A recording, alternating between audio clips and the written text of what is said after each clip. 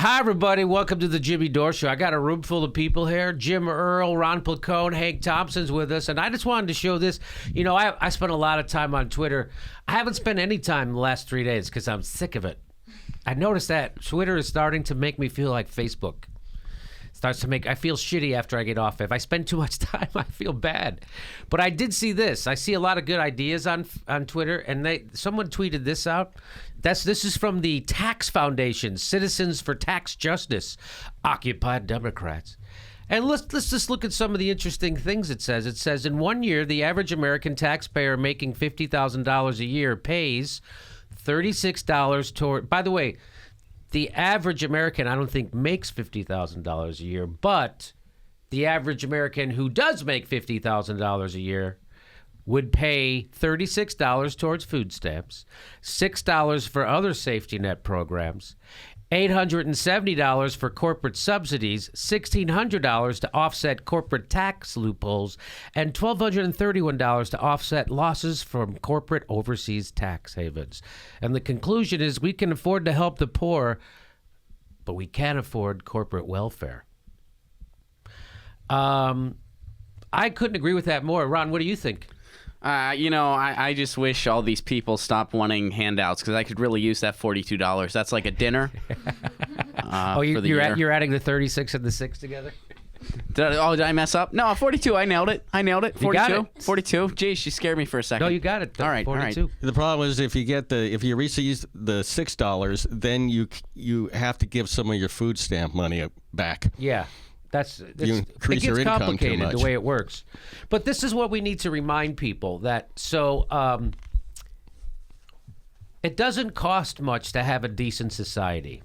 It's just priorities, right? So I've said this before, I'll say it a million times again, I'm sure, that what's the point of the only point of having a government or having a state is that it can provide for its people.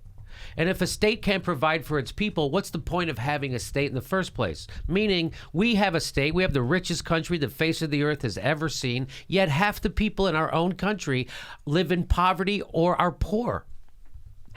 So what kind of a system renders half of its own people in the richest country in the world poor? It's not like half of the people in Cuba or half of the people in Poland or half of the people in...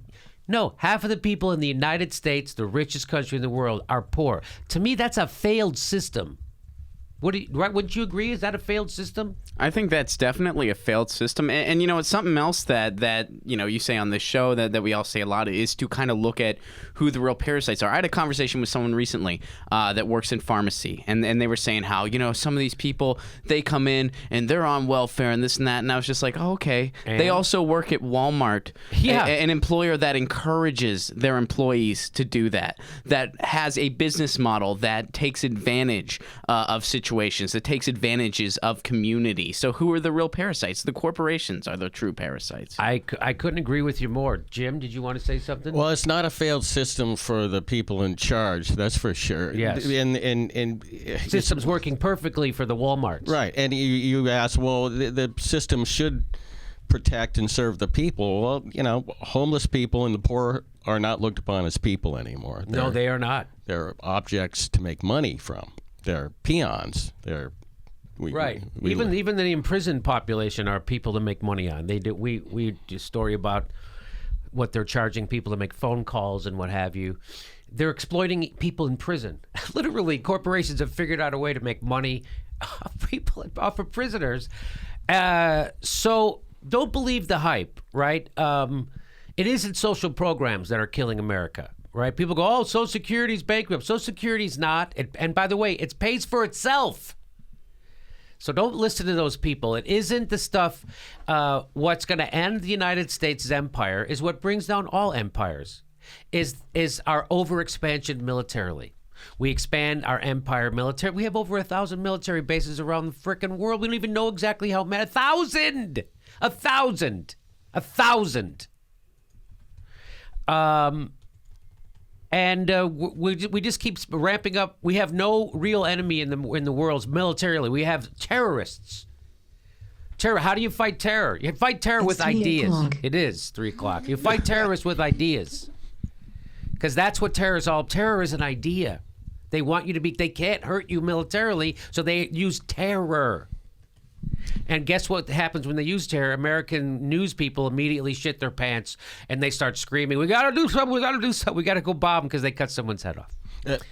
Can I make a comment? You brought up what destroys great societies, successful societies. All empires end that way. They expand militarily. And plus it's combined with economic problems, expanding. Well, that causes economic problems. And natural disasters. So, we're headed for, you have climate change was the natural disaster. Right. Those three things together destroyed the Minoan civilization. Wait, can I add a fourth? And sure. Education being something for the elite. That's another one. And we got that going on, too. And gods.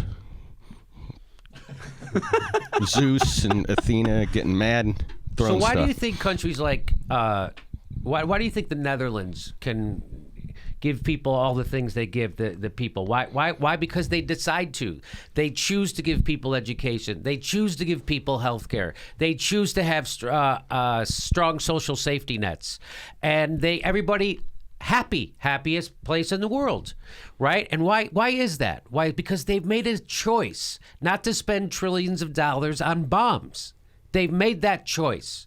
But we keep still doing that. And they've made the choice to tax the people who have the money. We still can't do that in America. We still have made the choice to go the other way, with Barack Obama leading the way. So there's plenty of money to go around in America. And I heard a good saying the other day, money's a lot like shit. You pile it up, it stinks. But if you spread it around, it makes everything grow. Hey, we're doing another live Jimmy Dore show the day after Christmas, December 26th. We're doing a live Jimmy Dore show in Burbank, California. Come see it. There's a link for tickets right there.